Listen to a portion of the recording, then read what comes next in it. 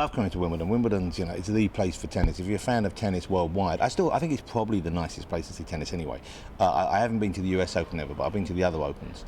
I just came back from Roland Garros, in fact. I saw that incredible Nadal-Djokovic semi-final. But when you're here, there's something about the atmosphere here, walking around outside, seeing everyone in their hats, knowing that they're all outside on Henman Hill or Murray Mound or whatever you want to call it. It's just a really great place, and I'm hoping this year we'll have the weather as well. It's cheering up already. So when the sun's shining at Wimbledon, best place to be on the planet.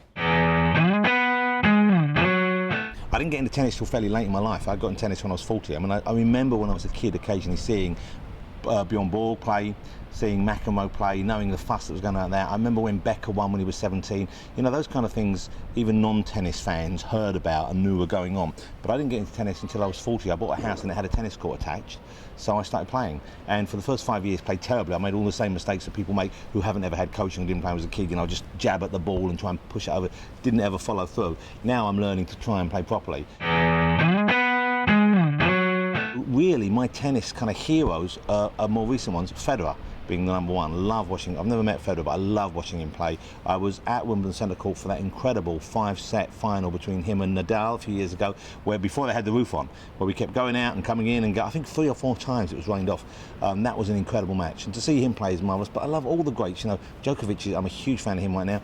Andy, I expect him to win this time at Wimbledon. I know we do every year expect him to win, but I think he's in with such a good chance. And I think it was smart that he didn't play at Roland Garros. I know he's warming up at Queen's now. Fingers crossed he's going to do great here.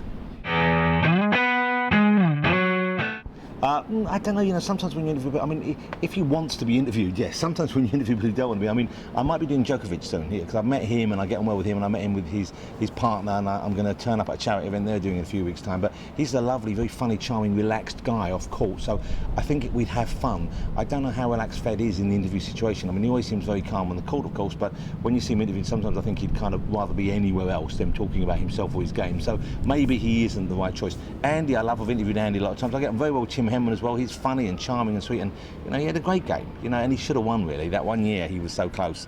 I think he deserved to win here at Wimbledon. Play as much as I play 3 or 4 games a week when I have the time, but I play against people. My game isn't getting any better because I play mainly against sort of TV people you would know, like I play Michael McIntyre, Jimmy Carr, David Baddiel, sometimes Ricky Gervais, although he's pretending he's got a bad back at the moment because I was beating him too much. So I play with them. We're kind of all about the same level, so I think we bring out the worst in each other now. We play to each other's strengths and weaknesses. So today I came and I was knocking up with Dan, who's the head coach here, and that was great fun and a very different experience. Also, Richard Branson and Michael McIntyre there, so it's a real mixed bag of abilities, I imagine. But I'm looking forward to it very much. Andy contacted me. He asked me if I'd take part. I know all the guys here. I've never met Ross, but obviously Ross, who's fighting against cancer as we speak. He seems like such a terrifically nice guy. And I do a lot of things for different cancer charities.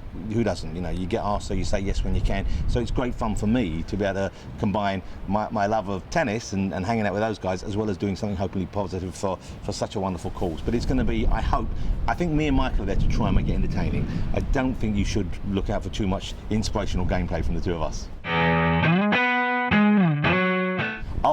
really want to, no, I don't want to ace Boris Johnson so much. I want to ace Henman. Because I played him once before. We played at a charity match once before, and he was merciless with me. And he even once he did give me a lot of chances. He gave me a cricket bat. No, he had a cricket bat, and I had a racket with a head this big, and he still thrashed me. So now I'm afraid, Tim, it's payback time.